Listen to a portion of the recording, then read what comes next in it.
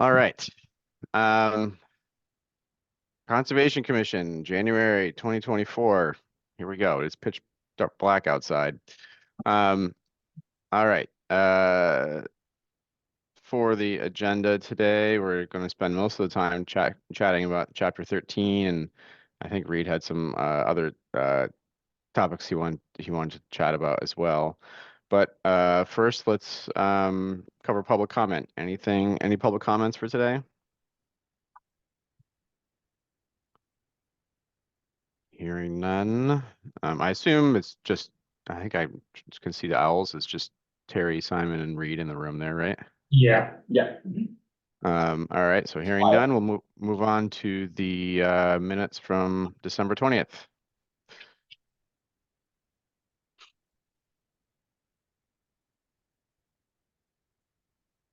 And then, oh yeah, Laura. How did I forget about Laura? Is she still in Hawaii? Yeah, she emailed me this morning to say she's still there. She's back in a few days. Okay.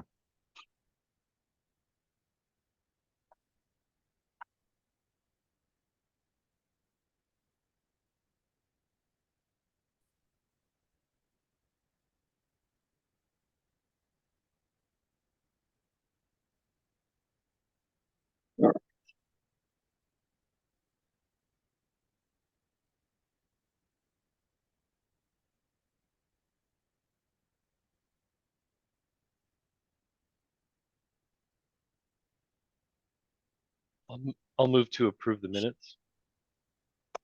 Thank you, David. I'll second it. Thank you, Terry. Any comments on the motion? Any discussion on the motion? Okay. All in favor of approving the minutes from December 20th as submitted, please say aye. Aye. Aye. Any opposed? Any abstentions? Okay. Motion carries. Minutes are approved. Thank you, Simon. All right, so that gets us to Chapter 13, Town Plan Review. I did submit some comments on this last night.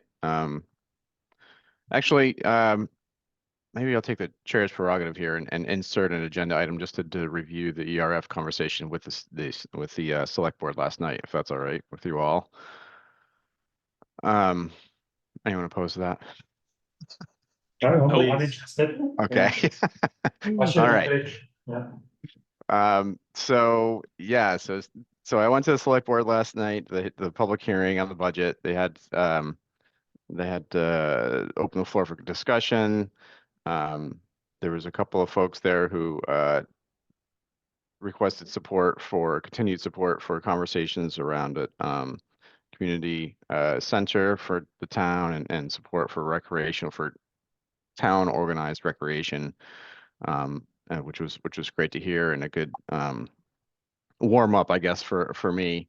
So I then stepped up to the microphone and just kind of highlighted some of the points that were in our memo. I think, as you all know, or the town manager's budget had funding in the ERF at $10,000. So I again just highlighted a number of the points that were in the memo, shared that with them, and then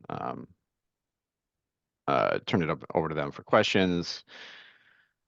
Jean asked me a couple of questions about the ERF and funding, and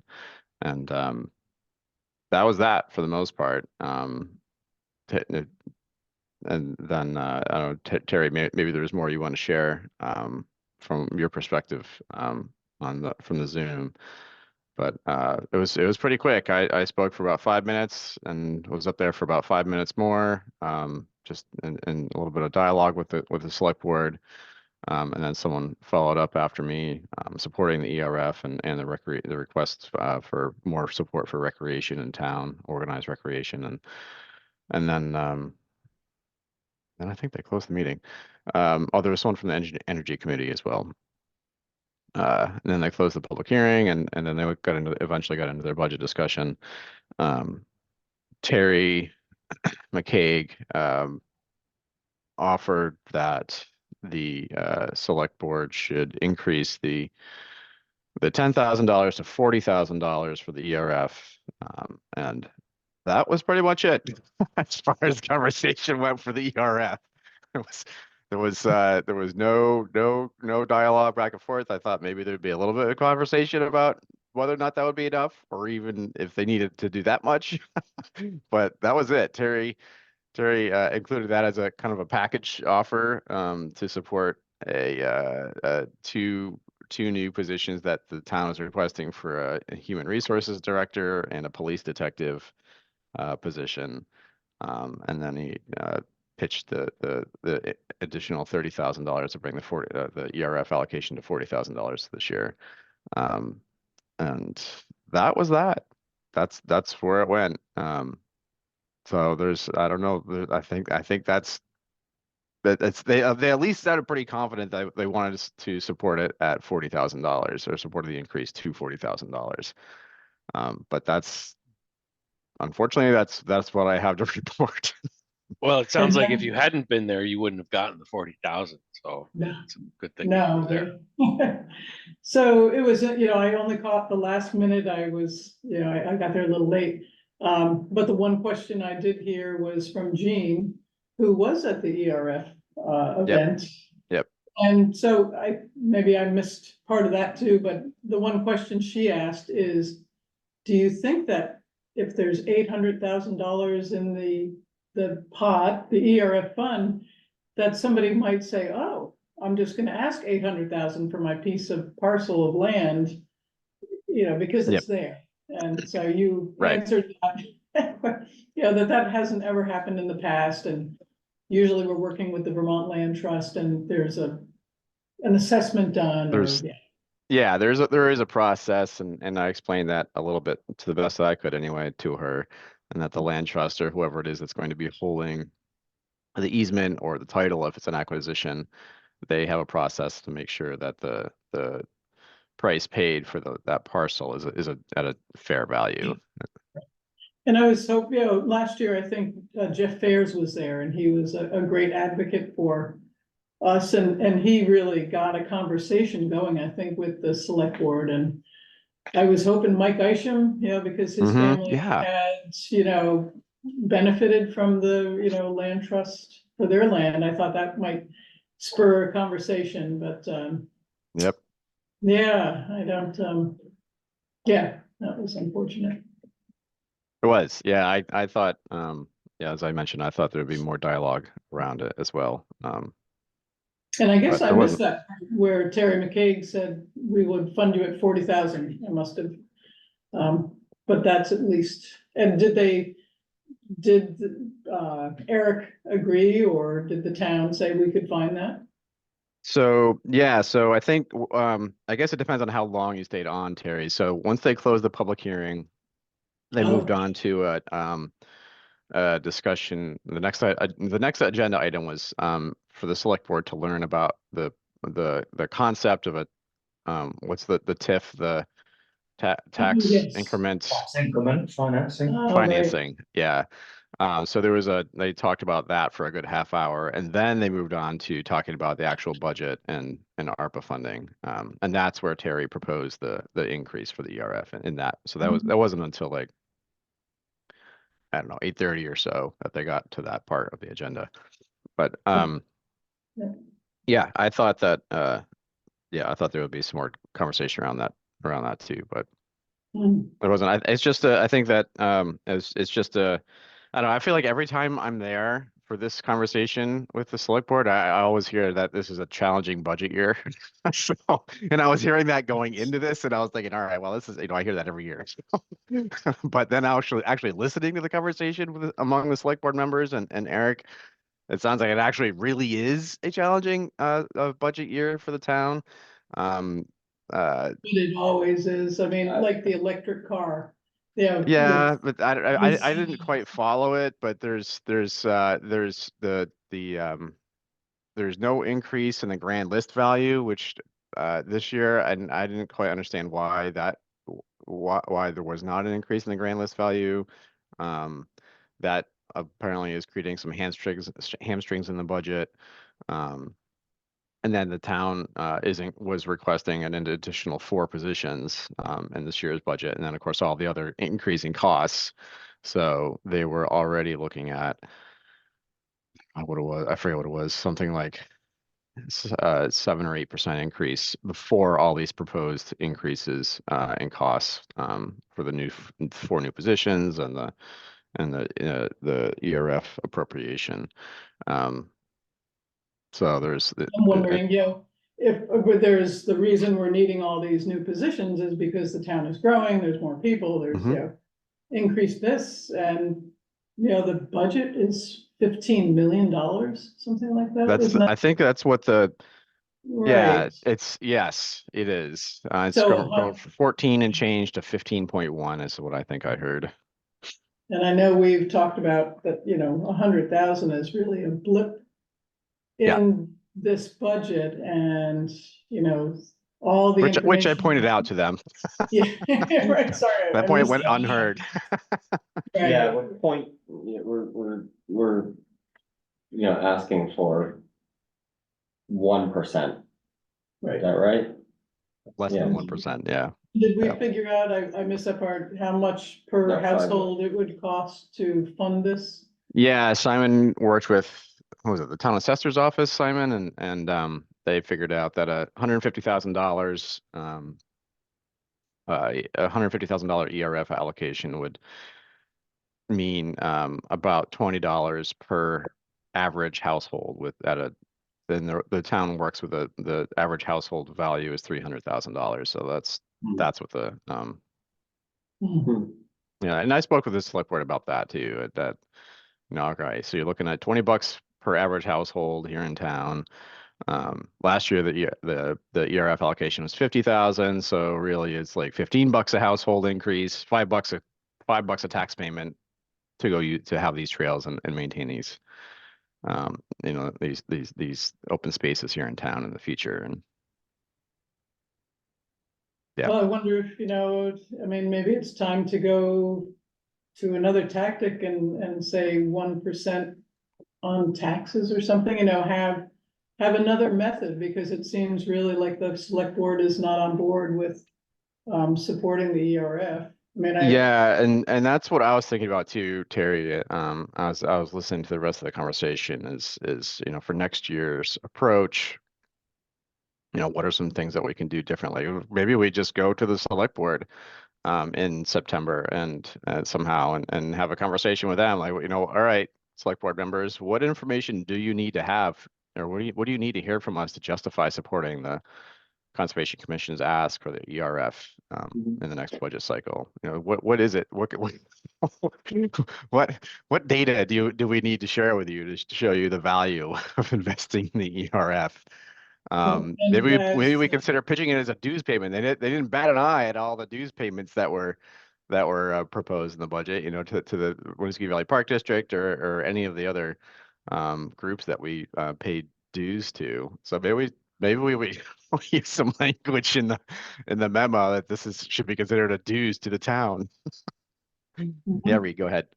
Yeah, there's conversations going on, especially on the planning commission, about this, because there's not just the ERF, there's also paths, the multi-use path funding that's going to be needed to do the things the town wants to do. Same for there's a affordable housing fund, which also doesn't have a reliable funding stream right now. And then there's the energy committee's stuff, which it's just there isn't a established practice of funding these things year after year. And so that right now, I think they're basically doing it on like proposing a project at a time. Hey, we'd like to do this project. And a number of the things that have been proposed were not approved for ARPA funding use. Which would have been, I guess, a good way to jumpstart funding some of these things with money that doesn't have to be collected from taxpayers. And then in this year's budget, And in the capital budget, which I haven't had a chance to fully digest, but it looks like the capital budget, basically doesn't fund these things. So there are 4 categories of things that I've heard. I've had some conversations with Chapin about, and I know Shayla on the planning commission and others are having conversations about maybe we need to change the funding methodology for a lot of these long-term planning initiatives. So that we're not asking for money year by year. And instead, we're just saying this is how much we need over the next 20 years. And finding something that's automatic in the budget that would require a vote, a town vote. So I think it would have to be like a petition to change the tax code or whatever, and for Williston, and then that would get on the ballot and get voted on. So it would be a long process. It's not the kind of thing that would take just a couple months. It might take, Right. 1 to 2 years to really work on it. But I think it's worth considering whether there's power in combining some of those things and saying like, maybe it's 3 cents on the tax rate that gets split between those long-term planning initiatives, something like that. So just a heads up, there's conversations going on, and I'll share more. I think there's gonna be maybe some informal conversations going on. I'll share more as I hear about it, but I think it's a good thing to hope to work on, but I do think it's gonna take at least more than a year from when we decide to try to do something like that before it can even be put in front of voters. So if we want it to be on the spring 2025 ballot, then we probably got to start work like now. Does anybody know how much money is generated from the 1% tax on businesses and goods purchased and things like that? Do you have anything? It's in the operating budget. I don't know what the sales tax. Because I remember being at one meeting quite a while ago, Jeff Fairs was there, and I just think Williston really missed the boat on this one, is to allow cannabis sales in town. And we just handed that money over to Essex, Burlington, South Burlington, Colchester. It is crazy that, we do have a liquor store in town. We have drug stores that sell, drugs. And it's all monitored and things. So here's this big pool of money that the town of Williston could have been receiving. And I see Eric he just popped out. But anyway, so I don't know. I just think that was unfortunate. I mean, we can talk about like budgeting. It's 4.1 million local options tax. Right. I've got it here for the budget for next year. Yeah, the projected. Projected. So it is a lot of money. It's about a third Yeah. of the That's a taxes, big chunk of money. 2/3 property and 1/3 local options tax. Richmond has a huge ERF fund or whatever they call it, and it's because of, and Richmond's not that big, but they have a percentage tax that goes to that fund, so. Yeah.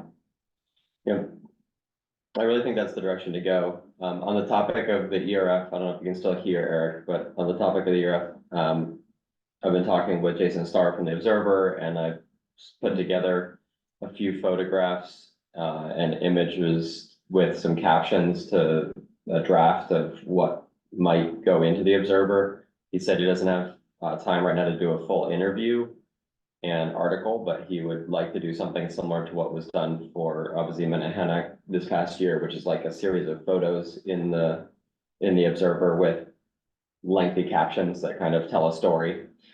So I call it like a visual story, which I think is actually would be pretty effective.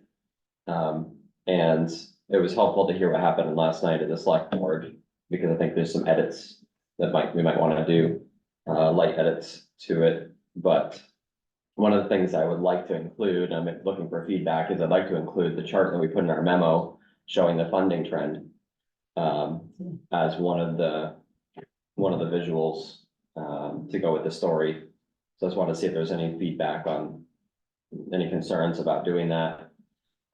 Do we wanna, I guess, I don't know if Eric's gone to Yeah, he's drop his done this. daughter off. Do you wanna talk about that, like other business? And Yeah, have a look yeah, at the end, your sure. sheet? Yeah, And we'll maybe spend just half an hour on the, town plan. Sorry to jump on you, Derek. I don't know if you can tell, but I don't think Eric's there, David. No, you're muted. Yeah. Yeah, I'm here. No problem. Yeah, I think this is a big discussion for sure. So I think we can table it and move on with the agenda for now and revisit it at the end. Right. oh shoot, yeah, I did not do the Google survey, I'm sorry. So I think this was a big ask for people, over the holidays, and also because I had other things going on, I didn't get out till Friday either. Oh, that's all right. I didn't look at my email until yesterday. Yeah. All right, we have, So it's natural, natural. So this is the last town plan chapter we're going to review. I don't think we have to do it all today because it is a big chapter. So it covers sort of four things. The first thing is the conservation areas that we have. So the wildlife areas, the sort of the unique natural community, all that stuff. So I guess if someone wants to have a look, I think probably know what you wrote. So this first question, what do you think the objective should be? I think some interest in sort of restating what it does, which is wildlife habitat, water quality protections, and supporting creation of new ones. And Simon, my comment is more of a question, which is, Yeah. do you think that this section creates or empowers committees like the Conservation Commission to, require the preservation of land? Is it a series of, shoulds and nice to do's, or is it or are these regulations that would So these enable? these are goals and policies, not regulations. So we can write should, but it's meaningless, or shall. These are like things that the town wants to do, and then the way you compel them is through regulatory means. But we've talked about this a bit on and off, and like I know my feeling and talking to Matt is we're starting to like hit the ceiling in terms of what we can regulate without getting into constitutional issues about taking people's land. So, every time I go anywhere else, everyone talks about how amazing Williston's regulations are for conservation areas and things like that. And people are like, well, no, please tell us about it. How do you do it? That sort of thing. So Williston is very advanced, but I think what the town plan would enable you to do is like also start thinking about like what you're already doing, which is getting into the non-regulatory stuff, which is the ERF. The town plan might say we're going to look at consistent funding for the ERF. yeah, We're going to promote the funding for the Yes. ERF, and then that becomes a goal. And because that's something that's gone out to the entire community, and they said yes, this is something we want to do. You then come back to select board, and it's not just Eric sitting there saying it's it. the town plan It's the saying. town plan saying it, which is everyone in the town. So that's like, it's like that soft power, if you like. And I mean, this made me think about like, maybe a conversation for you guys is the the future of the Conservation Commission. You guys are actually pretty good at advocacy. Bob Williston was fantastic. And all this ERF stuff. And like, is that something where you're going to be moving towards like less regulatory, more? Well, I think we Yeah. would like to be Yeah, moving away from doing so much work trying to get funding Yeah, and focusing on doing the conservation. I mean, we should be spending the hours that we're spending asking for money, working with landowners to preserve that land, yeah. if that makes sense. Maintain So- trails. and- So I'd like to move beyond the advocacy piece. I don't think we should really be doing advocacy. If we were getting funding, I mean, if the select board was funding us at $120,000 a year, we probably wouldn't even be arguing with them about it very much. But we're getting funded at 50% or less of what we're asking, and that's the level at which it becomes like a little bit of a crisis where we can't even do the conservation work. So we spend all of our time trying to get the money. So And you think that like this glacier project would have opened their eyes and said, wow, that 15 acres was valued at 1.5 million. If Glaciers had said, okay, this piece of land is, you know, we want to sell it, and here town, we're gonna give you first option, we couldn't. they wouldn't have even blinked an eye. I mean, we couldn't have even like made any progress. Made a serious. Made serious yeah. on it. But it didn't, because it was, yeah, basically being given. But anyway, you're right. I think we should be not having to every year keep going back and at this point of the process. I'm not saying well about Williston shouldn't happen, 2 years from now again or something. I think that sort of public outreach is something that's good that the conservation should do, but it should be intended to bring people into the conversation and celebrate and not have to end with, by the way, we don't have any funding to continue this work. So if you could help put some pressure on the select board, we would appreciate that. Eric, And then- sorry, I just wanted to say about what Simon was saying, that if this is the goal, then my next comment should also address the pace, because it's not enough, I think, to say it's in front of the town for, approval, or, the town supports an environmental reserve fund. But I think that there ought to be some pace of acquisition also associated with it, because the town is going through tremendous growth right now. I have no idea if that will continue for the next, 5 years or 20 years, but we have a lot of growth right now. And if you don't determine what the pace of conservation should look like, or at least set a goal for that over the next 10 years, then you're guaranteed going to be left behind, right? I mean, that's what you all are saying, is that we're battling for a budget that sort of never materializes, and so we're losing opportunities as a result. I think the way to address that in the town plan would be to say that, we want to set a pace for conservation that is, equivalent to the pace of growth. We should be conserving as much land as we are, putting under construction every year. And we have, the town or the Conservation Commission hasn't conserved anything since Catamount. And that was 2019, and that was a huge acquisition, and yes, COVID happened and things, but some point, there's going to be a parcel of land that's going to come up. And we only have $400,000 to work with. Right. But I think like what we learned from Catamount, and Catamount was a special case, is you can start using money to leverage other grants from VHCD. Yeah. But it sort of goes to your point that if you blow that $500,000 on one parcel, and then the day after someone else comes in and says, I've got an even better parcel for you, you're in the Glazer situation again. And we've identified, 20 parcels that, and the amount of money it would cost to conserve those. And so that all that information is out there. It's just when the owners of those parcels decide to sell.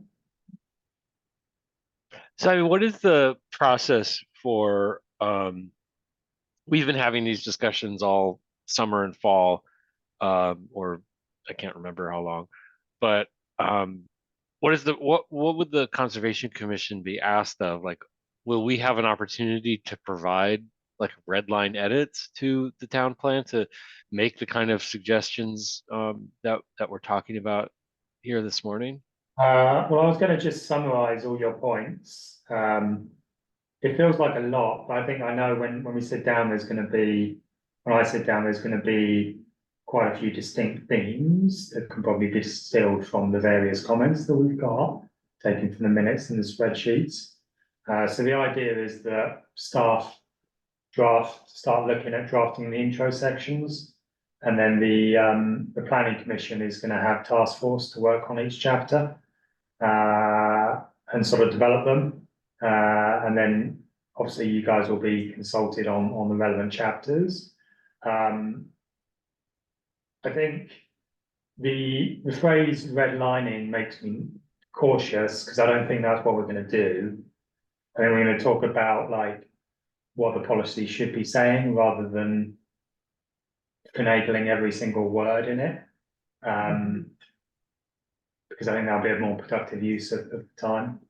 And this isn't the regulations, so the DRB won't be applying those, but you know, to look at natural resources, to look at the parks, to look at watershed health, through a series of meetings and provide feedback for the planning commission.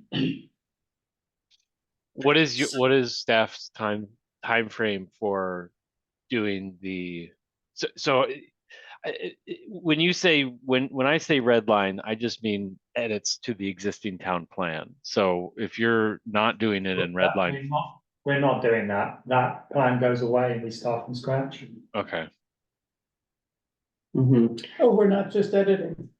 No, we're reading the old one So before writing the the new current one. town plan is 2016, which is a rehash of 2011, which was a rehash of 2006, which is why we have some of these like oddball things. Like the one we talked about was we're going to continue to permit large developments in the ARZD, and everyone looked at that and goes, "Why does the town plan say that?" And I think probably it's basically identical to the 2006 version, and it's probably like some horse trading to get the open space provision through. So if we start from scratch, we don't have any of those like leftover, why do we say this? This doesn't make any sense. It made sense 20 years ago, but things have changed. There are three things for me for 13.1. Sections that seem like they're new. And I'll submit my survey response, so you'll have it in there, but one is that the town should work to establish reliable funding for the ERF.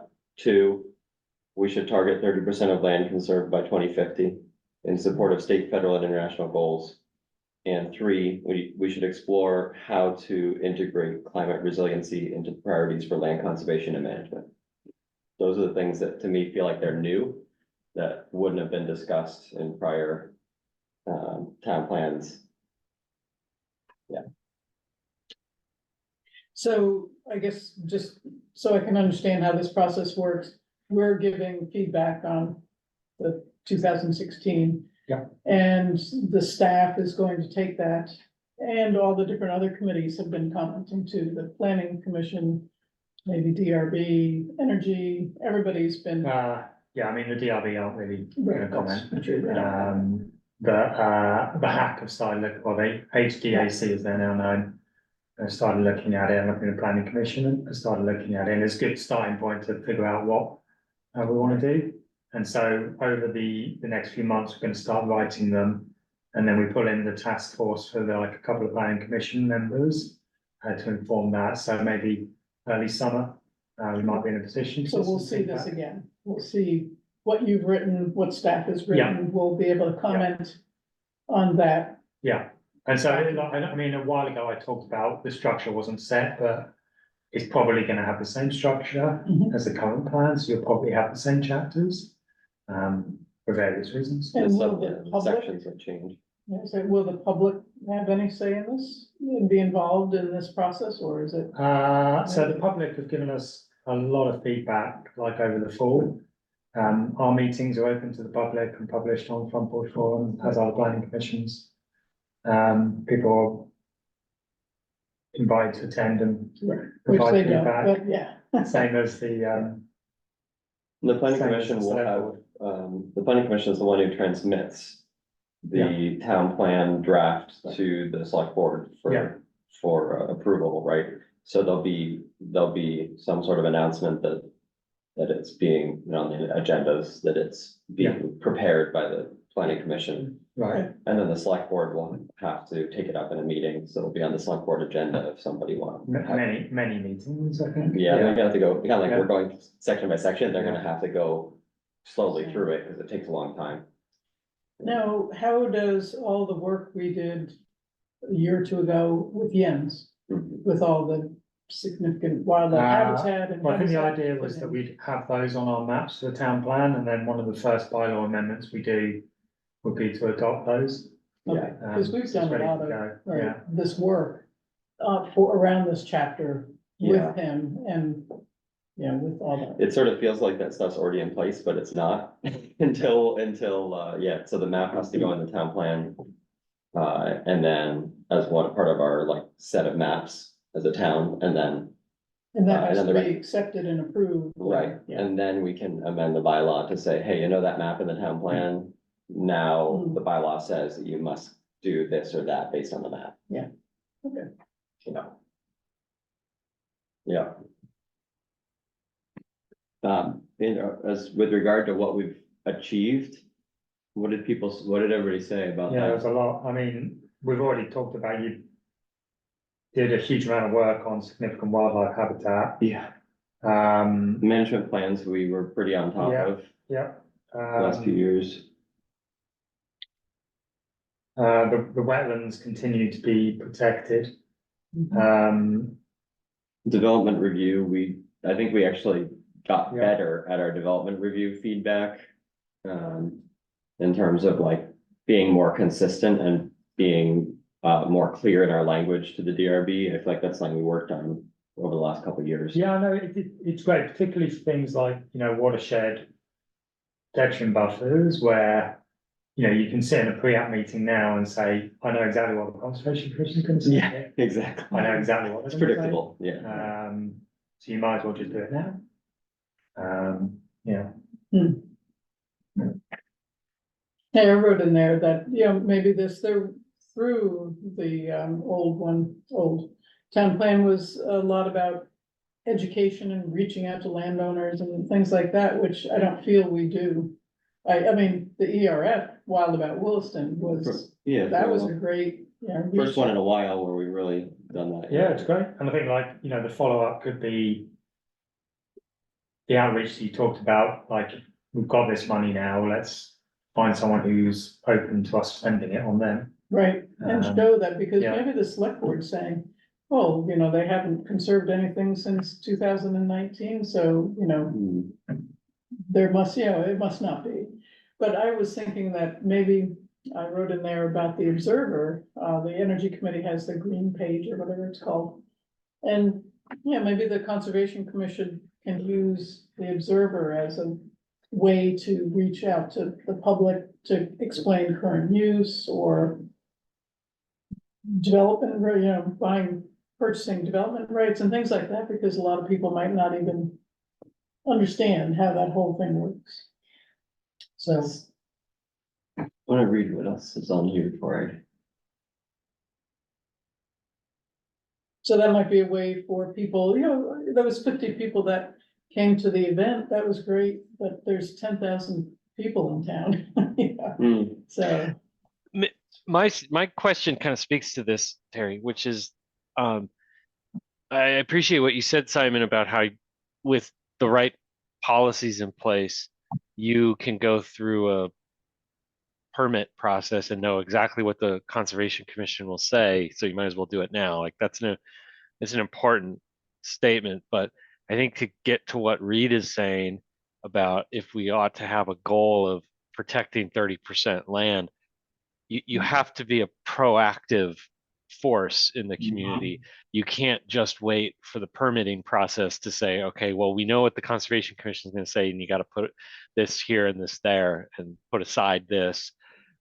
So my question is do we have the resources? So not just the funding through the Mhm.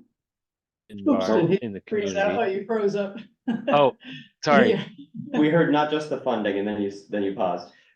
If you can hear me now, Yeah, do we have a staff resource that could be proactive in the community to do the type of outreach? Because I don't think the Observer, anything other than a front page story in the Observer could not actually be relied upon for communicating, right? So would we have someone to do that work, to actually work towards that 30% conservation goal? Mhm. And that would be to me, like that becomes a point of view of where the Williston Conservation Commission can only do so much. If you actually Yeah. need to do proactive outreach with the community, it's something else. Yeah, I wonder whether there's an opportunity to say, to work with students on that, because, for instance, some of the students did the interviews in 2022 with some rural landowners, Boomhauer and, the Fontaine Farm and stuff, so, and they did a great job. I didn't Interviewing. hear about it. What was the? It's on the story maps on the website, so if you go to Oh, like, okay. conservation Okay. initiatives, go to the story maps and there's a series of interviews with, rural landowners, and we're able to complete 3. Yeah. But they did an excellent job, so I do wonder whether it's not as good as a staff member working year round with, long-term relationships, building with different landowners who are thinking about it and stuff, but I do wonder whether there's a role to play for student projects to help us in doing some of that outreach to the public. They can figure out, okay, here's the map, we know which parcels are priority, let's look up who owns them, let's send them a letter. Let's draft a letter that could go out. There's different things that could be done, that just take time, not so much particular expertise. And So there's that's one thing. Yeah, the NR 206 group, the UVM Mhm. kids, that kind of takes it a step up to, a little bit more research and things, but. And there's Yeah. another little bit of, I think, opportunity that we haven't really looked at, which is open space that's set aside in the ARZD is not technically permanently conserved. So I think, one thing that I've been thinking about is, well, how much of the town is set aside as open space parcels right now? Where are those open space parcels? Are any of those open space parcels things that the town should consider purchasing in order to add to our permanently conserved areas to sort of expand them? It doesn't have the same dampening effect on subdivision and stuff under the current bylaws, but it might allow the town to have land management control of those areas, especially if they're like along the border of other protected space today. So there's a few different ways that we might be able to continue to make incremental progress. And I would imagine open space parcels don't have a very high value these days. I would assume not. They probably have pretty low value, and I would guess at least some landowners would rather get some financial benefit out of their open space parcel and not have to do any sort of management of it themselves. Or would rather hand it off to somebody who does land management on a larger scale than one landowner with a small open space parcel. So that's another thing that I'm thinking about, and I'll put it in my sort of response. Is there taxes? Oh, go ahead. Oh, I was just gonna say, it sounds like what we're talking about here are all tactics that could speak Mhm. to a goal in this plan for a more I think it fits under proactive approach. The 30 by 2050 goal, which is what I think our target should be. I think it's aggressive to try to get to 30% by 2050. But I think it's appropriately aggressive. It shows that we're gonna actively try to go out and conserve another 15% of town. Are there taxes being paid on that open space? I mean, it's, I think They're probably like minimal, I Minimal. would assume, because it probably, I think the assessor Sure. does it on tax, like development value. Simon, do but you that's- have a sense of how 30 by 50 would be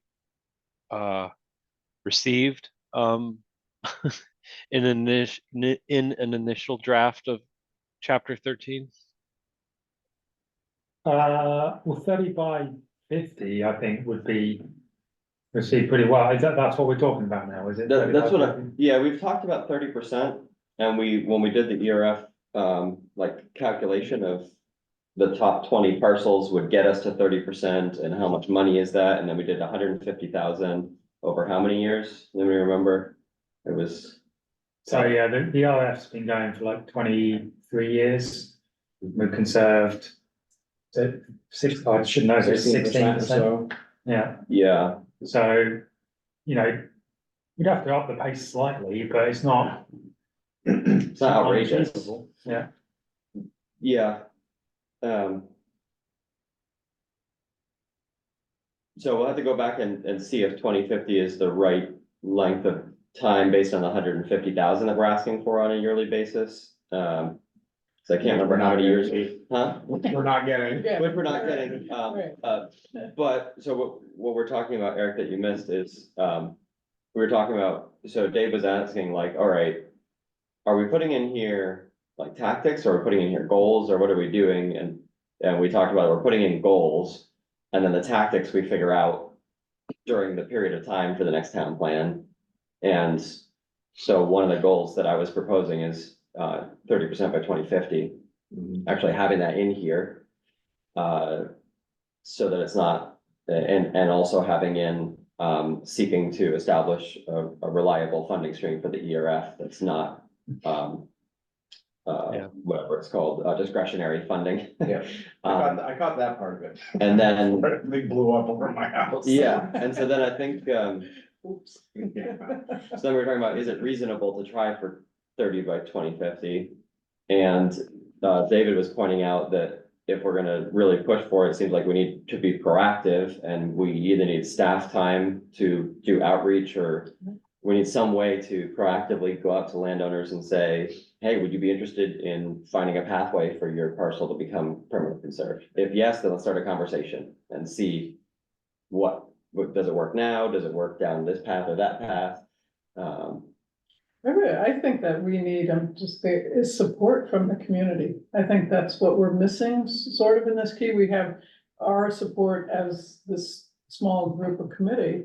And we, had support from the folks that came out to the ERF event. But, I don't know how many folks for like the community center and the food shelf and there's how many advocates are speaking to Eric and the select board and things like that. So that's where I think this, I'm just going backwards, the education piece, getting people to understand how it works. And somehow, whether, a staff position could, work on that communication piece. I don't think you would say, Simon, that you have bandwidth to be reaching out to landowners and saying, hey. I mean, well, so you've got bandwidth to do whatever, you just can't do everything. Right, like, I'm just being like, how do you view our staffing for?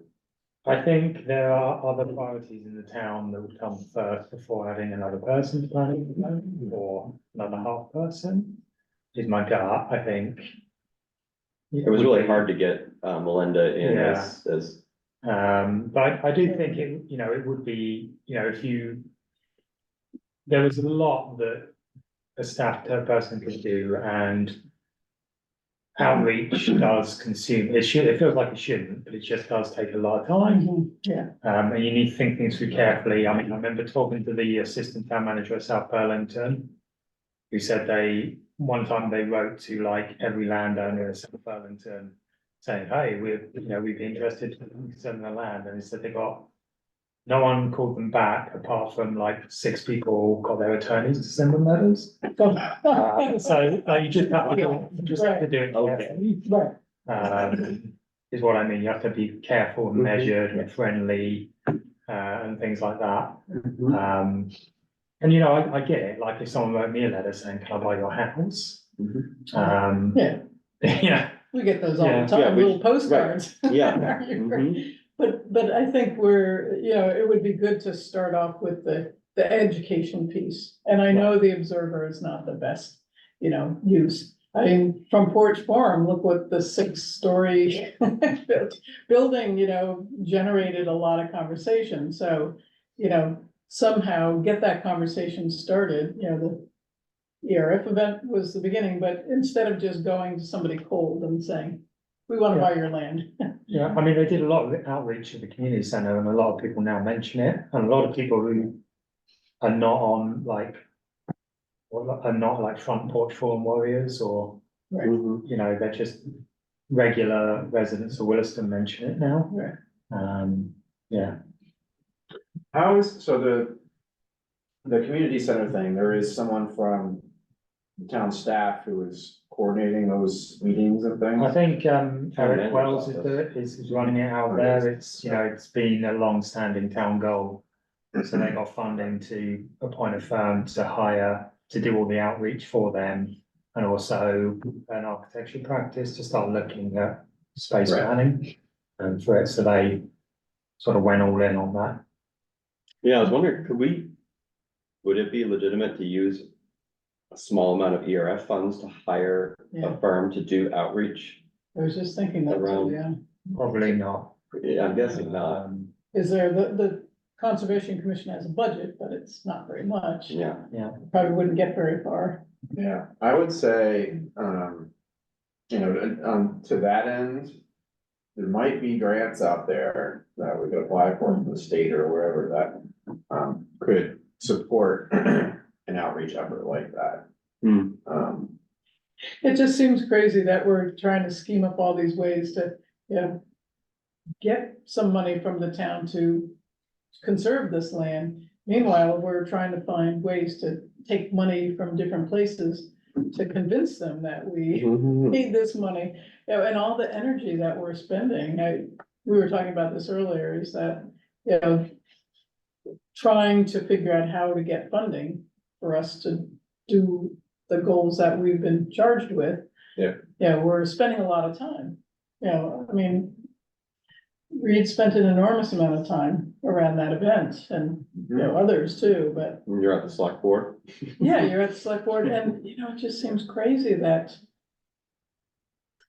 it's in the town plan that this is part of our goals is to conserve land, but without the funding, without the money to do so. Mm. But yeah, that's a good idea though, to try to find some money. Possibly if there isn't time, staff or, volunteers, Yeah, just to find an advocate. And our other towns, maybe there's other towns that are in the same position that are having to do a similar thing, looking for. I mean, what I'm hearing is that we want this town plan to have a really specific requirement or goal, I guess, because the plan doesn't have requirements, but a goal that we can take in future requests to the select board for funding and approval, and something that future town managers would also look at and say, okay, well, this is also in the town plan, and so we need to fund it at an appropriate level. From what Reed put forward, 30% conservation, that speaks highly to that pace of acquisition and the pace of funding, line graph that we included in the memo. Is that in order to keep pace with the rate of acquisition that we've done, we have to be at least matching that cost of acquisition of the land, and we're not, right? And so I think that's what I'm taking away from this conversation, and what I would encourage you to think about, Simon, when you're writing this chapter in the spring, is what would be the right goals that the select board would sort of find irrefutable in terms of making a future budget request. Because right now I think it sounds like it's really easy for them to just sort of say like, okay, yeah, you're asking for 100,000, but we'll toss you 40, and I think what I'm hearing this morning is that we want it to sound more like the user fee that they can't say no to, because it's more of like, no, this is what it's going to cost.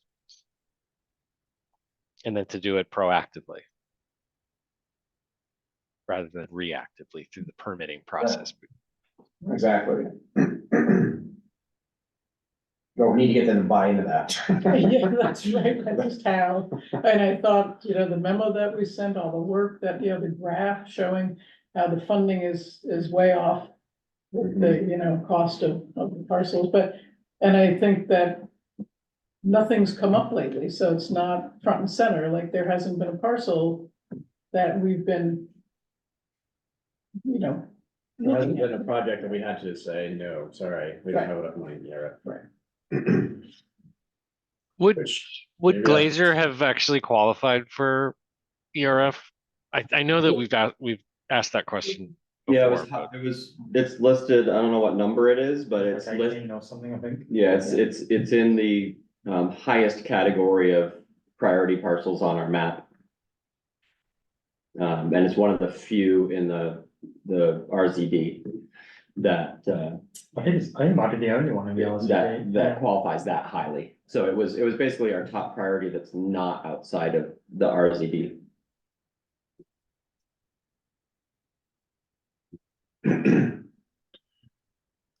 And that one, like that one, I feel like that didn't even come up for discussion as an ERF project, right? We had less than 400,000 when that was proposed. So when 15 acres was 1 point something million. 1.9 million. We couldn't Yeah, even, that's- and the parcel was small. And the reasons it was rated so highly were different than the reasons that land trusts get interested in partnering with us. So they're interested in large swaths of land, contiguous with other protected open space, unique communities and things like that. They're interested in To them, it's just landscape level stuff. They're To not them, it's interested. like a parcel in the Williston town. Why would we consider? Yeah, they're like, what, that's in the residential area of town, why would we help conserve that? They are interested in some other projects, in terms of like urban parks and stuff in areas where there's not outdoor recreation space, there's some stuff like that, but it also didn't really serve those purposes, so there wasn't even a conversation, because a lot of our large matching funding sources wouldn't be interested. And some of the things that raised its priority level, I know, are the fact it's on sewer and water. Development pressure therefore is higher. So basically the fact that it was at risk of becoming developed helped it rise to the highest level of priority. But it also meant it was not a priority for some of the matching that we're used to getting. Okay. And the value is just, it's high. Should we keep moving? I think there's more chapters than just conservation in this.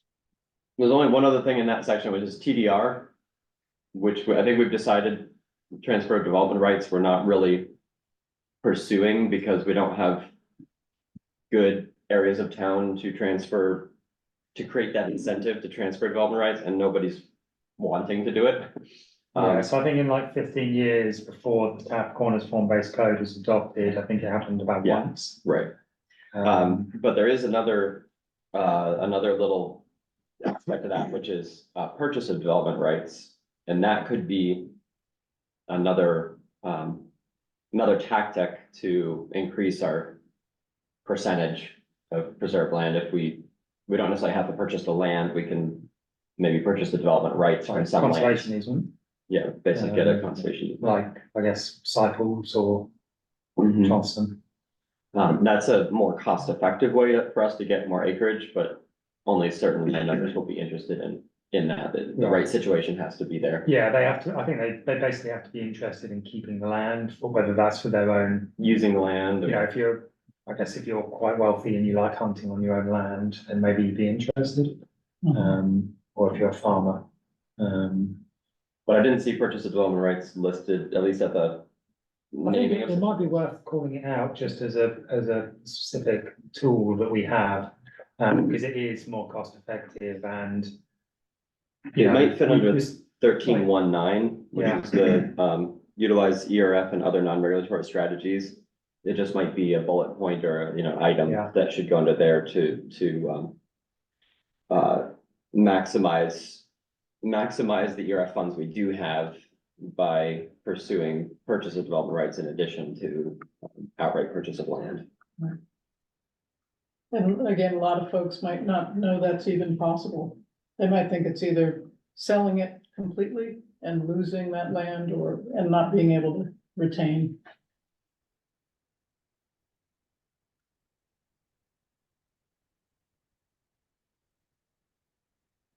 Sorry, I kept this on 13, but yeah, I'm happy to move to 13.2. Scenic view sheds. Yeah. So for this one, I feel like we've spent some time talking about whether or not we even want to keep or, yeah, I guess keep scenic view sheds, but, well, maybe not necessarily keep it, but spend a lot of time thinking about whether or not we need to revise how we approach scenic view sheds. with Development proposals. I spent a think- lot of time thinking about this question in a totally different context, which is I think about on hikes or even flying into a town, or how does the town look from above? Does the town look like it's sprawling uncontrollably, or has it sort of taken a thoughtful consideration of what development looks like? And so I thought of what does Williston look like from Five Tree Hill or the top of Mount Mansfield or other sort of perspectives. So I thought of the view shed in a totally different context. Obviously, I still think view sheds with it, from town, at, either historical or landscape, icons like Mount Mansfield or Camel's Hump are still important, but it's just a thought that often goes through my head when I'm at the top of a mountain is, what can you tell about a town when you're looking at it from above? And I do kind of wonder, how would we think about that differently? How would we think about how some of the areas in town are being developed? We have the residential development zone, but from 15,000 feet above or 6,000 feet and 30 miles away, what does that actually look like? Does it look like sprawl or does it look like smart growth? So that was a strange little thought that I had about this one.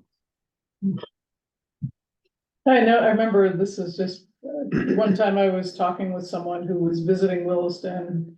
They were from Montpelier or somewhere, and they just commented how when they drive on the interstate near Cyples and Johnson's in there, they were just so impressed that, that there was this open land and it was so beautiful and it was Williston. How could that be, that they were in Williston and then you don't have to drive very much further and you come to Taps Corners and it's the growth center. So people do notice, they do notice that, Williston has like coming to the south side of 89, that not only do the people that drive that area every day back and forth to work, but people do, from out of town, say go to Mud Pond or whatnot, definitely appreciate. I do drive by Cyples and I must say, especially, well, not all year round, there's a house up on that ridge on Yance Hill that it's like a razor cut and they plop the house right down. I'm like, how did that happen, first of all? And it's such a raw spot in that hillside where the rest of the development seemed to kind of tuck the Nestle houses in. away and nestle in, and then you've got this one person who's like, I want a view, and they, so it does, I That's think people exactly what do- I'm thinking of. Absolutely. 100%. Yeah, Yeah, like somebody scalped that section of it, yeah, yeah, razored it. right. Yeah, So I think it is important. I think the visual, character is something. I know they used to, we had a couple of people build houses around us, and there was talk about some balloon. There was a balloon, they were gonna put a balloon up, and see if it Oh. was visible. Yep. Different times of the year, because that's where the roof line would be. Hmm. This reminds me a lot of the way we were talking about significant wildlife habitat areas when we began the work with Jens, which is we feel like we have good aspirations, but no way to actually enforce them, and we no way to know whether we're enforcing the right things. So I do wonder whether the same approach should be applied to view sheds, which is to say, go back to the drawing board, instead of trying to protect a whole bunch of view sheds, pick a few that are really important and really protect them, and don't worry about the rest. Right, and they shouldn't only be from people driving on the road. Sure. Yes. So yeah, they should include multi-use paths, places that you can get to on primitive trails. To your point, David, they should be, what can you see when you get to these lookouts from different places in town? You shouldn't just see sprawl. So they figure out what are people looking at, and then how do we keep that rural character that people really value in town? And wasn't there a committee that went around and identified these view sheds? Isn't there a map? There's a map somewhere. There's a map, yeah. Went around and. Well, we've got we have a map of the current view sheds. Mhm. Yeah, I mean, it is interesting. I think like the view from the top of Five Tree Hill is quite an interesting point. I don't know how you deal with that through the regulatory framework, because it's such a vast swathe of Williston. I'd be hard pushed to say where Williston starts and South Burlington stops from the top of Five Tree Hill, but that's almost like your growth strategy. It's like your ARZD, RZD boundary. That is, where's an appropriate line to protect these things? And, can we look at refining I think probably the best thing we've got for the view sheds, to be honest with you, is the half-acre clearing limit on for new homes. Mhm. The envelope. And yeah, the clustering, which sort of condenses all the development into one area. I know the house you're talking about, I do notice it every time I drive Yeah. that way. It's just, yeah. My assumption is that was built before we had this half Yeah. acre clearing limit. And that really does condense all the paraphernalia that people have into one area, and we do make people stick to it. And it does, view sheds and viewpoints do play into the significant wildlife habitat and the corridors and things, because if you're saving it, conserving or protecting a view shed, you're also protecting corridors and habitat. What if do people, David, Eric, Sarah, do you guys agree that we should keep but significantly focus the view shed piece from a map that's got, I don't know how many, it's probably 30 arrows on it? At least. That's maybe they're all more. gated. I mean, I think back, because we had that Butternut Road pre-app where the view point was on 2A where it meets Butternut Road. And it was slightly unclear to me what they were trying to protect other than just the general landscape. Glazer, that makes sense to me as a view shed. Yeah. Because it's right there in front of you and it is amazing. Whereas this, I was like, this is nice, but I don't know why it's pointing this way and not that way. Yeah. Probably when Yeah. it was done, I mean, it could have been 20 years ago. Yeah, I don't know how long, but things grow up. Yeah. And you lose that, We did go to the.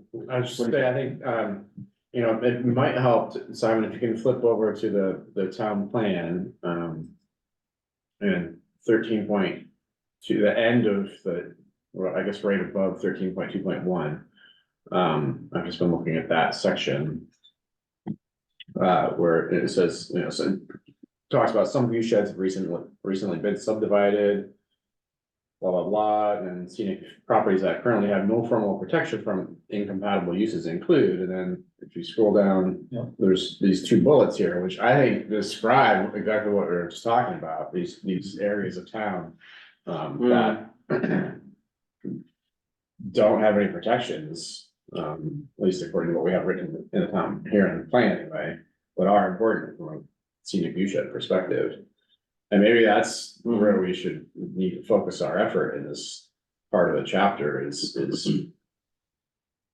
thinking about ways to protect those view sheds that are like prominent ridge lines and the open fields and meadows that Yeah. people do see, rather than, as we were just saying, the blip of a view you get driving down some road at 40 miles an hour for like 3 seconds. Right, yeah, so it's come and gone. I wonder if you could overlay those arrows, the view sheds that were many, many years ago over the map that, you know, we worked with Jens, you know, all the parcels and kind of look and say, okay, where do those two, you know, meet where there's parcels that are very important and they have a view shed and, you know, so more than just one value, you know. So that'd be an interesting exercise. So like, just do a cut on the view sheds, cut out all the ones that don't overlap with the SWHA. Maybe identify these ones that Eric's talking about and keep those and then just have a look at that.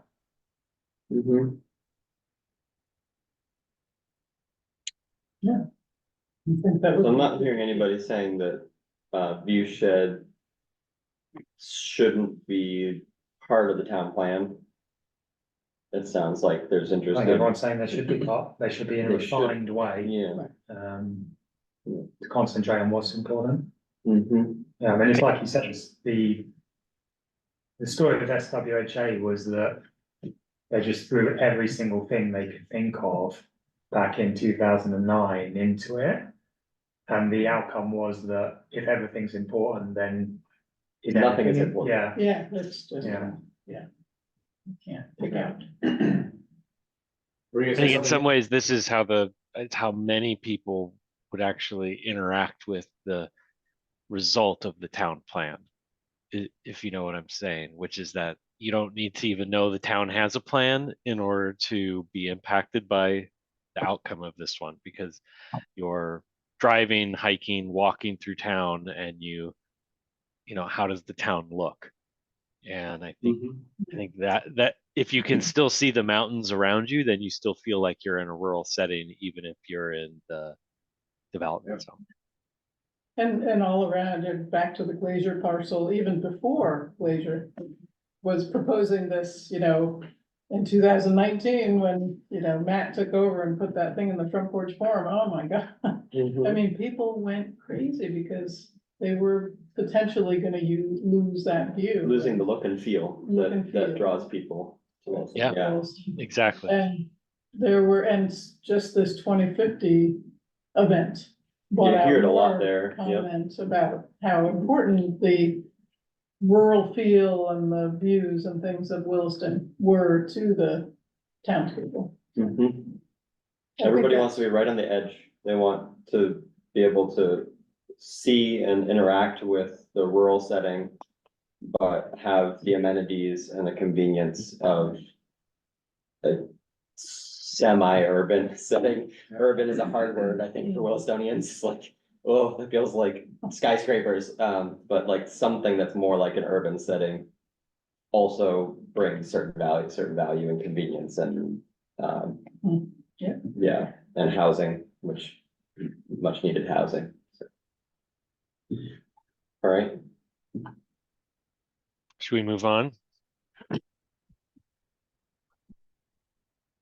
how much, do you wanna go on to other business? yeah, I was wondering how much time we should Was reserve. that the end of this, what we have for comments of this chapter?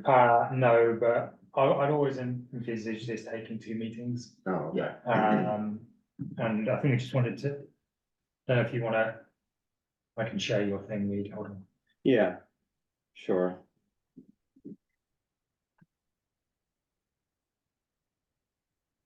But yeah, so the next step in the ERF process, I think, is publicizing what happened at Waldabout Williston in some way. So I reached out to the Observer and just said, hey, would you be interested in interviewing me to do an article? This is what the event was about and so on. And Jason Starr said, I don't have bandwidth right now to do a full interview and article, but I would like to cover it. Can we do something that's more visual? With the photos that you have? He actually said, can I just take the photos you have in the paragraph that you sent me in an email and can I just plop that in? And I said, can I massage it more first?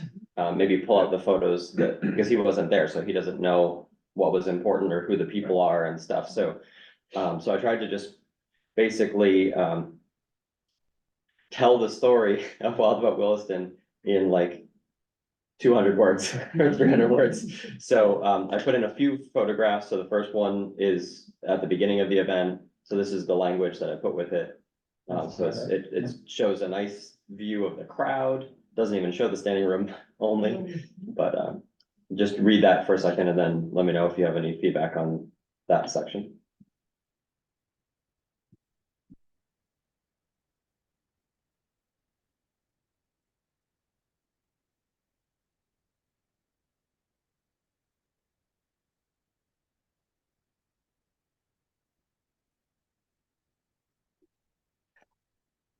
I appreciate the use of the word pathways, but if you're reading this in an Observer article, you're reading it pretty quickly and you might think you're talking about conserving pathways, which is a frequent topic in the Observer. Yeah, so policymakers on strategies to conserve. Sure, that works. Yep. Yeah. Thank you.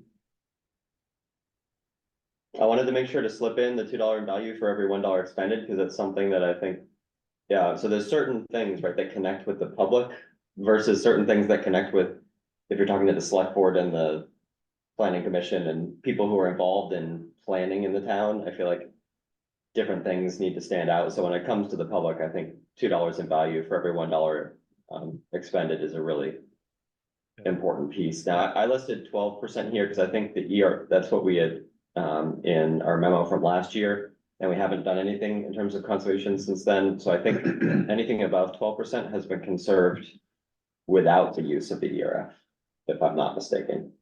Because I know we're at like 15% or something total. Oh, you're talking about like open space and things. Well, open space doesn't count as conserved, so it's town owned or like where. So the ERF hasn't played a role in conserving every single piece of land. Some people have just done it. Donated it or. Yeah. Oh, okay. Yeah, so it's only projects that involve ERF expenditure. That totals 12%, I believe. So that's where that, in case you're looking at that and going, I thought we just said we were at like 15 or 16%, so. I got you. Any comments about this section? Does that seem like? I think 2.1 million for 12% of Williston is a pretty astonishing number. I think that'll stand out. Yep. Okay, good. So the next one is a photograph of Marcy with the cake, since that was a visual centerpiece of the event, and I used this section to just highlight Sustainable Williston's partnership in helping put on the event.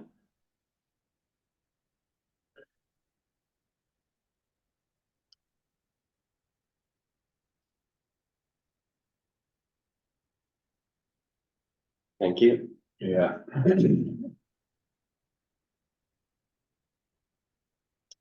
Yeah, and then the last portion of the sentence will also have to change to match the syntax or whatever, and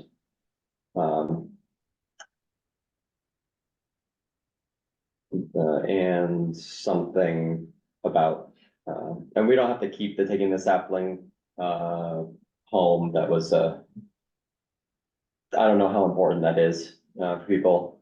We don't have a picture of it, so it could even just come out, and just end with, trust for public lands, period. I want to make sure that what we do send in gets published, so I don't want him to like skimp on other things in order to like include stuff that's not important. So would anybody be sad if we took out the part about people taking home saplings to plant on their land? I think it might be a little bit sad, but not cheerful.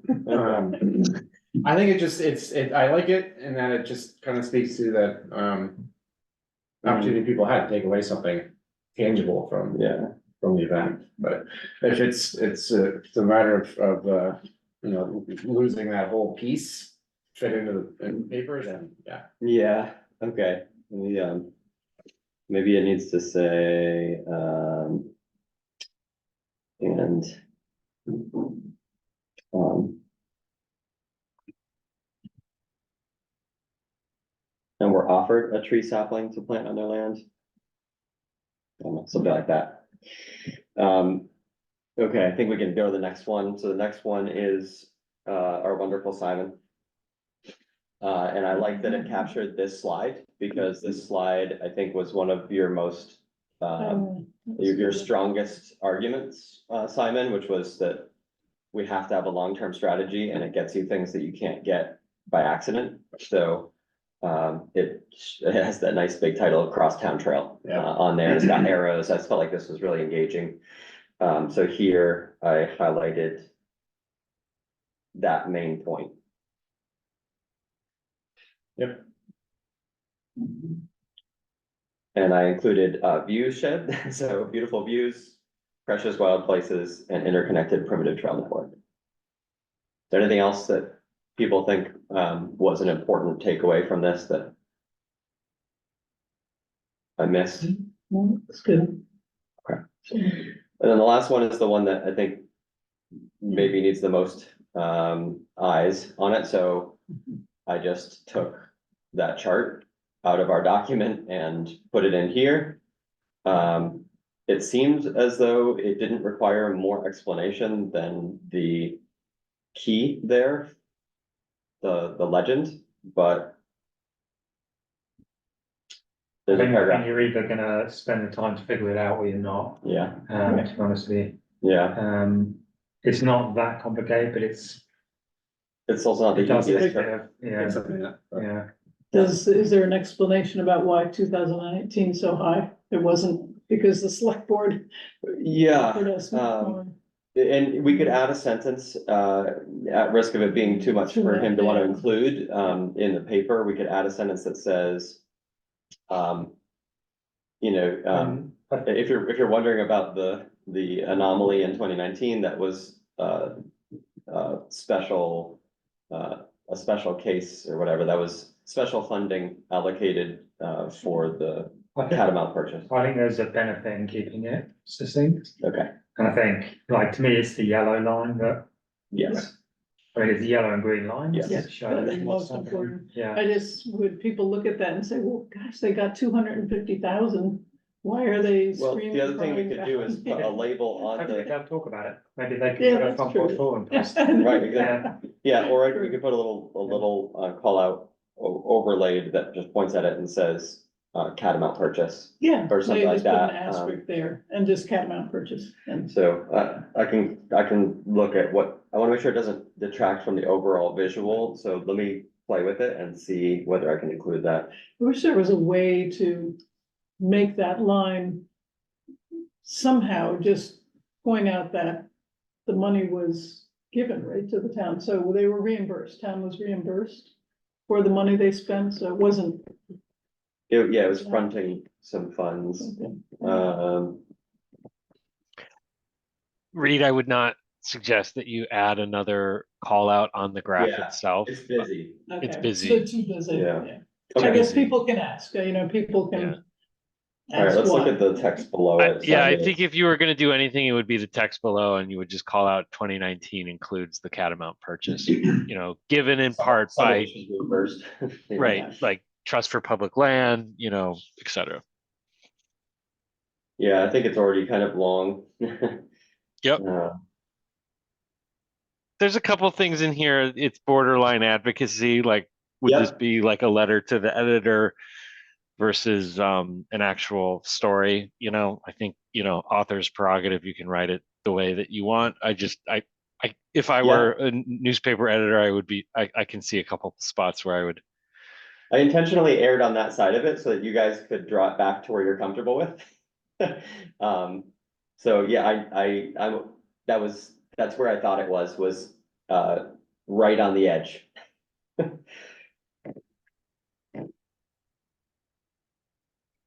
Eric clearly has the link to this document. I don't know if I do or not. Yeah, right. No, I only provided to Eric and Simon just as a matter of making sure we don't, as a commission, do offline co-authoring on something with a quorum. Yeah, so I'm proposing that just because it's the way you had drafted it, it's not exactly right, and that the final decision on the budget is in the hands of the voters to approve the budget. Yes, yes, okay, yep. But, yeah, Right, I mean, it's hard semantic to. maybe. Yeah, I know. Are you thinking about the nuclear option? Yeah. We're gonna get them to I'll leave it vote out. down the I'll leave it budget. Well, let's see, we got 50,000 this year, so if this year's budget continues into the new year, because the budget gets turned down, then we get 50K. I think, right? Doesn't the old budget Yeah. continue? So. Chances Is that of what it not. Yeah. I would just say request funding through the budgeting process.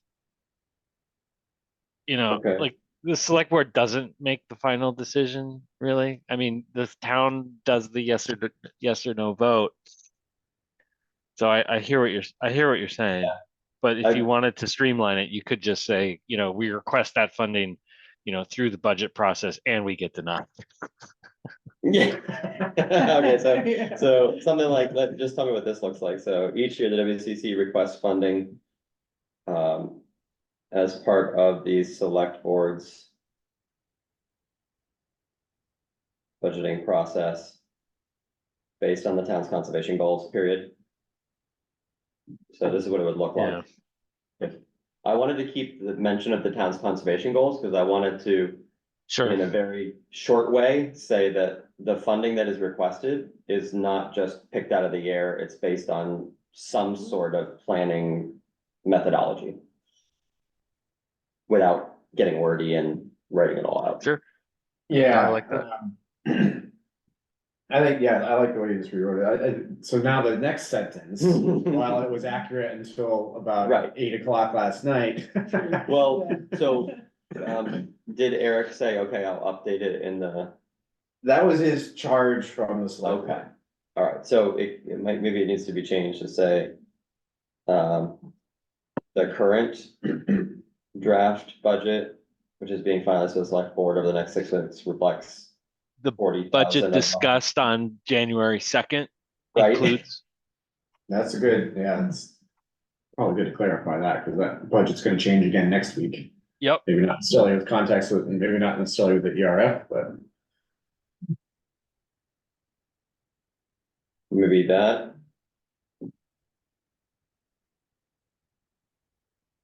Should we, I mean, okay, what about the only, right? Reflects only. yep, so, yeah, again, yeah. Yep, so that can come out. Yeah. I intentionally left some nuggets in there for you guys. Uh-huh. So you can be like, yeah, maybe not that. Well, because the planning commission is in the same position. So the planning commission is they're currently writing a memo. To the select board that is pretty upset that the capital budget does not include things that have been in the town plan for the last, whatever, 8 years. And that the planning commission has recommended every year, including in the ARPA funding requests, and still is not getting funded. And so I think theirs is going to be a little bit stronger even than this, but they're not putting it in the paper. So it is a Right. little bit different. Yeah. Right. I just want you to be aware that they're also on fire right now about stuff in the town plan not getting funded.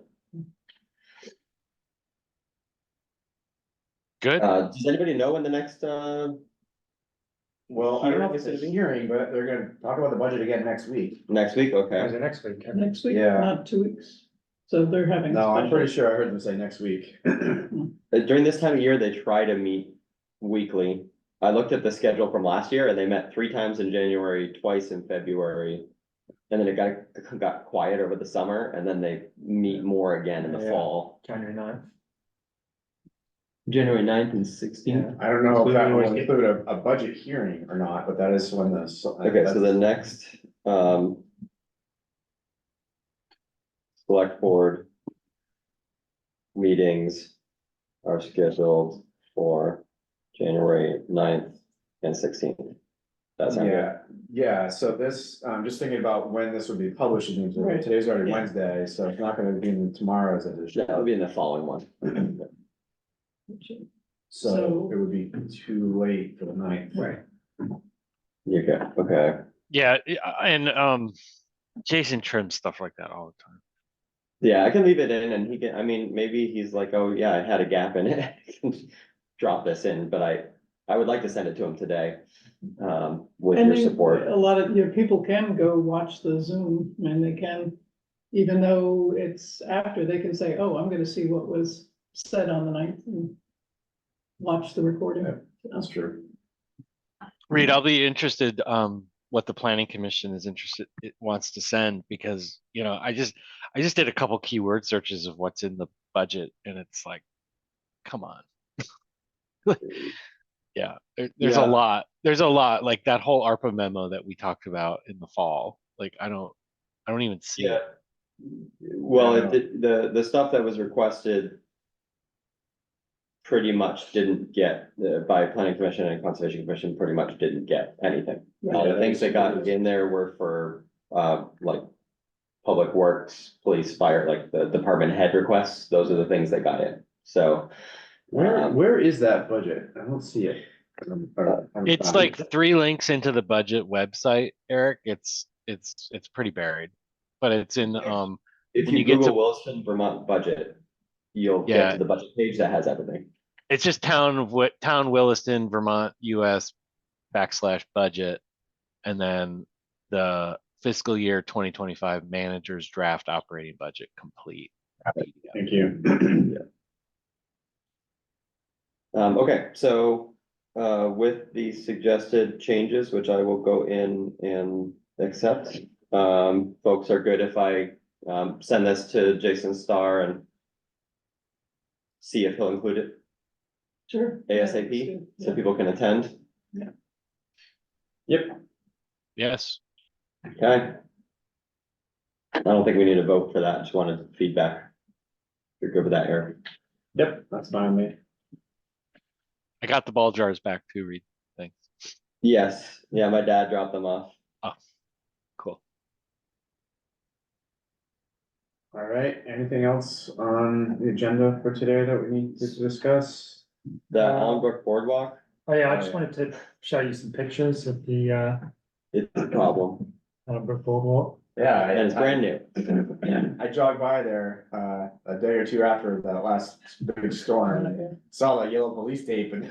Uh-oh. I walked across it before the yellow police tape. Was it a Does it little look- wobbly? Whoa, whoa. So that's the Allenbrook Boardwalk Yeah. on Monday, the 18th. Wow. Yeah. And that's after all the rain. Wow. And Yeah. Oh my goodness. And we got 2-3 inches of rain in that So, one day. yeah, so there's a lot of water. That sandbar is not even visible. Yeah, can you go back one picture? What was? That's just elsewhere, that's further up the trail. Oh, okay. Yeah, Oh, that's yes. that was the beaver pond, that Yeah. ponding that we talked about a couple. Oh, yeah. Meetings Now, ago. yeah, I see, yep. Now it's a real pond, or Wait, is where's that the- way? Where's the wayside exhibit? Shouldn't there be a wayside exhibit attached to the railings?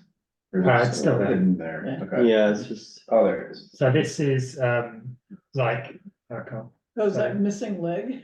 yeah, you Two can see the on- platform there. Oh, yeah.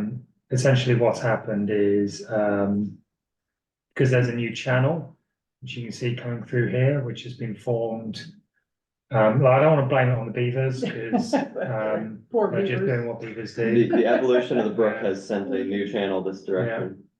And it has eroded, and these poles were obviously built into firm ground when this was built. Right.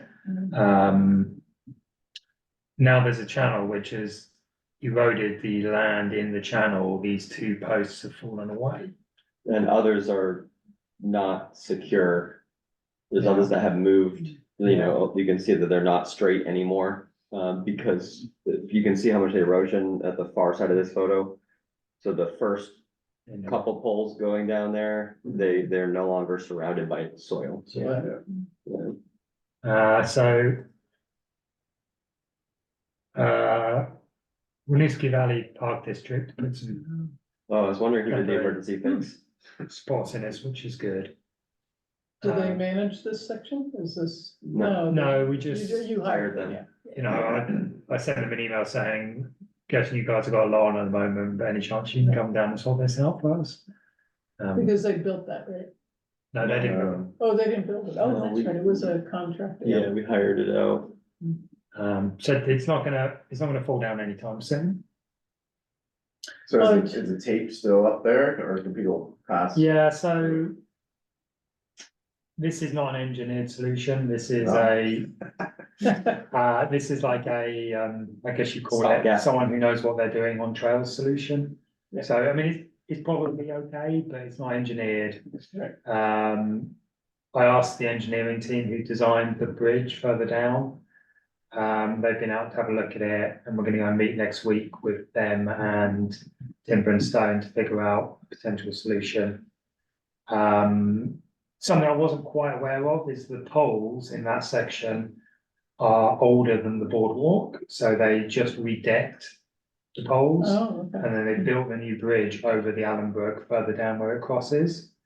So when they designed it, obviously the circumstances were different, so we're gonna need to look at whether we take the poles out of the channel and bridge it in a similar way to what we did downstream, or whether we just peer into the channels and put the poles back in the channel. How deep do those poles go?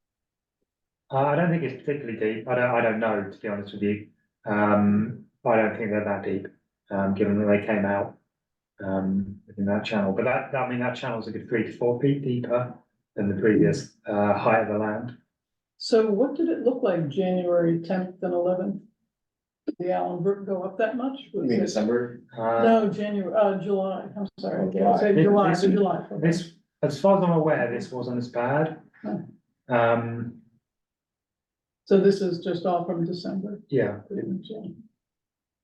It was pretty intense. It was a Yeah. lot of work. I mean, every day, I mean, we watch the lake level because we have a camp.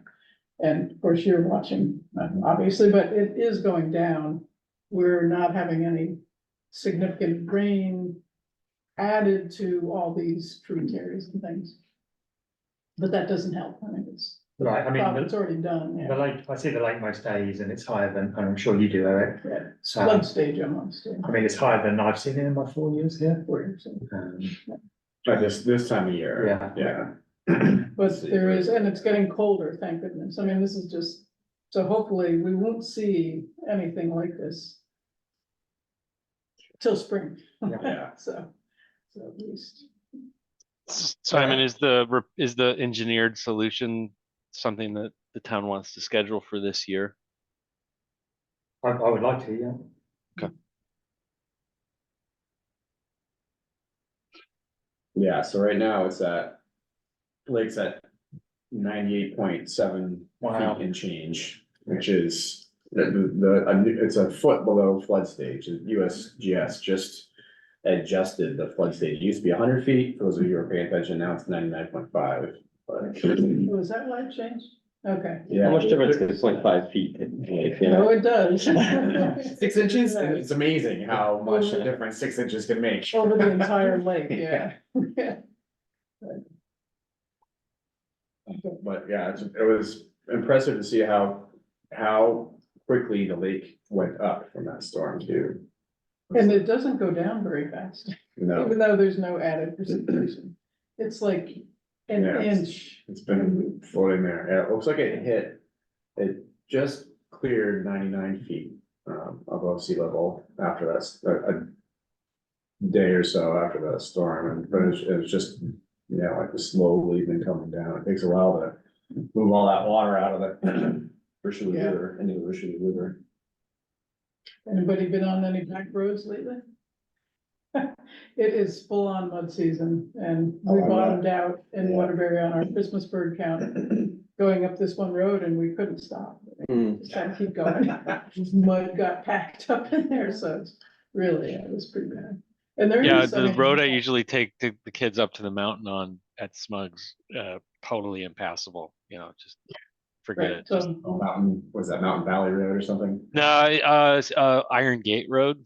Oh, Yeah, it's like a little shortcut, but it's just it adds like an extra half hour to the trip in mud season, so I just avoid it right now. I know And that, not that Williston is going to get money, for this little bridge, but yeah, the governor is requesting federal funds.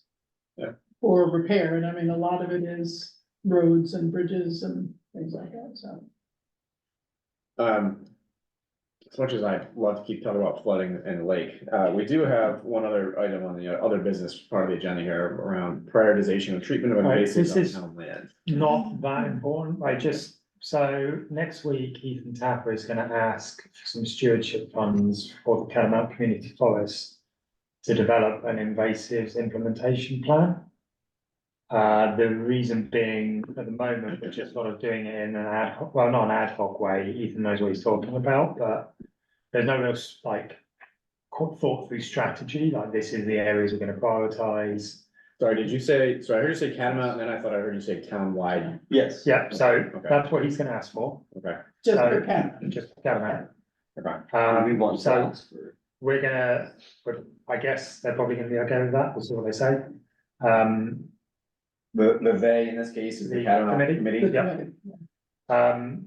I've mentioned to Terry and Laura on a few occasions that we develop invasive management plans for each of our natural areas, which basically say, let's manage these invasives. We don't really do it because we don't have any money and we don't have any time. And I was just wondering, is that something you'd be interested in thinking about, like, where is the priority? Because at the moment, in like an ad hoc sort of way, if someone says, I've got some volunteer time, I'd like to do some invasive removal, I'm going, oh, great, go to Catamount. Yeah. Do we want to have a conversation about that, or at some I'd point? love to, yeah, I don't necessarily know how, off the top of my head, we would go about doing that. Well, not having a conversation, but prioritizing, Yeah. treatment of invasives across town lands. But, perhaps we could bring in a couple of people to chat with us about it. Yeah, I mean, more might come out of what Ethan's report says. It's more, I'm just conscious that if we do this for Catamount, we have the invasive management plan that specifically focus that. My gut is it's just gonna suck up all the resources that we have for invasives, because we'll have this plan for that forest. Mhm. Maybe that, I think that's good. so so Yeah. we have been working pretty hard on. Yeah, Trying to control the invasives. Once Catamount was, taken over by the town, Ethan got involved and did a forest management plan, and he identified how bad the invasives were there. And, they are bad everywhere else, in town, as equally, but his focus was on Catamount. And we did, as a group, kind of took on, master naturalists, actually did a little bit of work over there, but they were working on one pond. The money to create this plan for Catamount, is that the money from the logging operation made about $19,000. So it was it'll be from the stewardship. fund, yeah. stewardship, right, so there is money now in the stewardship fund, to do that kind of thing, but. Yeah, but. He was saying that the amount of money needed to really handle it on a Catamount wide scale was pretty huge. So do you know if is that why he's wanting to have like a specific plan that says these are the areas that we're gonna do, or? I think partly, it's to guide the way we're spending money. Okay. And I think maybe there's also a feeling that we might be able to go about this in a better way. Having, what I understand is you don't just do invasives once, you have to come back, Oh, yeah. and then you have to come back again. Keep it controlled. Yeah. And your neighbors Yeah. don't control invasives, so, they keep encroaching. Yeah, Birds bring their seeds in, so they start all over again. It's a never ending battle, but not necessarily, that doesn't necessarily mean it's one you shouldn't fight. Right. So, so just a townwide, just not focusing on Catamount, townwide. Laura really took, an interest through the Master Naturalist Yeah. program to go out to Mud Pond. Mud And Pond they Conservation actually- Area is one that sticks out in my mind as being important to, it just seems like I'm not an expert in this, so I'm just kind of pontificating that. I think it seems like it's a delicate, unique, valuable ecosystem with lower levels of human traffic than, say, Catamount and Oh, yeah. Country Park, Mud Pond and stuff, and Battery Hill. So it just seems like that might be an area in my mind that should be considered for prioritizing, but Yeah. I would support trying to put together an overall management plan for invasives.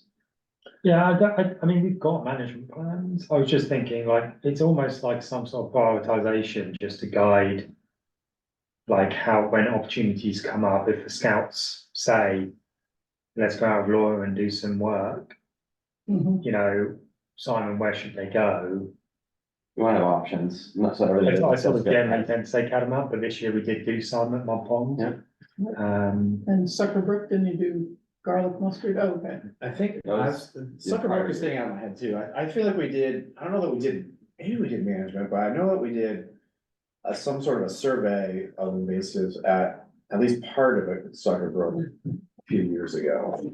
So I can like picture in my head a map. It's mapped, yeah. Buckthorn and garlic mustard and I remember who did it. honeysuckle, whatever. Maybe I've been one this time, but. We definitely got a management plan for Suckerbrook, and I think that involves someone going out and surveying all the land and we've got the same thing with the conservation area.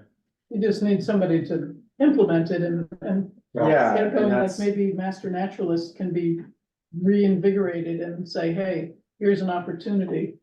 And, we need volunteers, and, it doesn't always have to be the scouts, it can be Yeah. other groups. Yeah, and the thing with those is, with those types of programs, is you need a master naturalist or someone on site to say, that's a bad plant, pull that one, don't pull that one, that's a endangered species. Right. You know?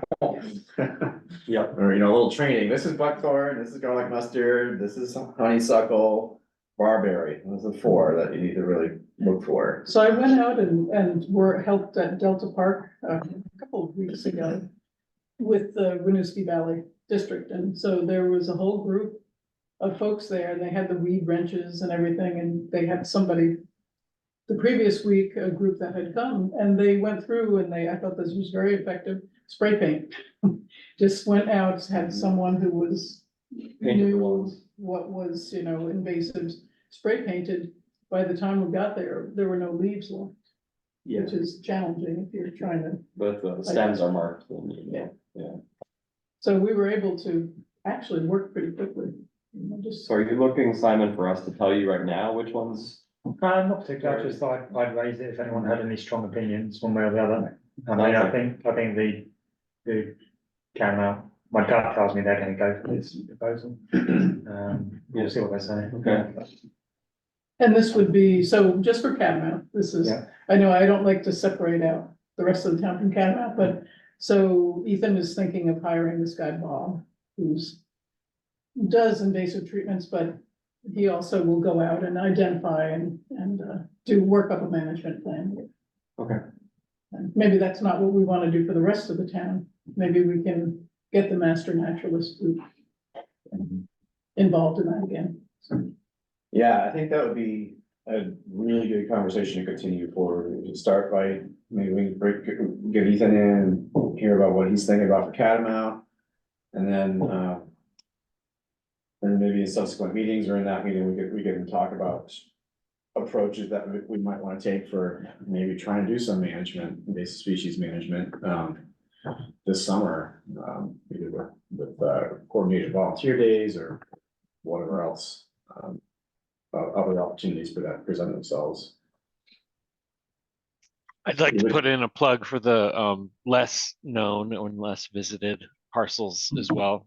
Makes sense that Catamount gets a lot of attention because it's highly visited, but Krantz and Brownell are never far from my mind as far as future access. You don't want to just inherit a dying canopy because it's been taken over by all manner of invasive, so because no one's in there right now looking after it. That's I think we can probably be assured of. So we just need to get access to those two parcels. Because really Brownell doesn't have access to no, and Grants is. Yeah, actually, I mean, Simon and I should probably follow up with the Winooski. They were sort of Winooski Park District was charged with following back up with the Global Foundries folks, but we had a very productive meeting in the fall. So potentially working on that access. Simon, have you? That would be huge if we could get that done. Yeah, no, absolutely. All right, so what do we have for next week, next time's, We'll agenda? finish off chapter 13. Okay. We can have a pre-app. And Winooski Valley Park District are gonna come up and give us an update. Great, are they gonna be here in person? I'm not sure, probably on Zoom, I would guess. Great, that's a good time for us to ask how it's going with Global Foundries. Yeah, maybe ask ahead of time so I can come prepared with an update. Right. Yeah, a friendly nudge to remind them that we're going to ask. One of the things we'll be interested in talking about is access to Chicken Prince. How's that going? Yeah. Cool. All right, Thanks, everybody. thank you. All right, have a good one, guys. Bye. Yeah. I've already submitted to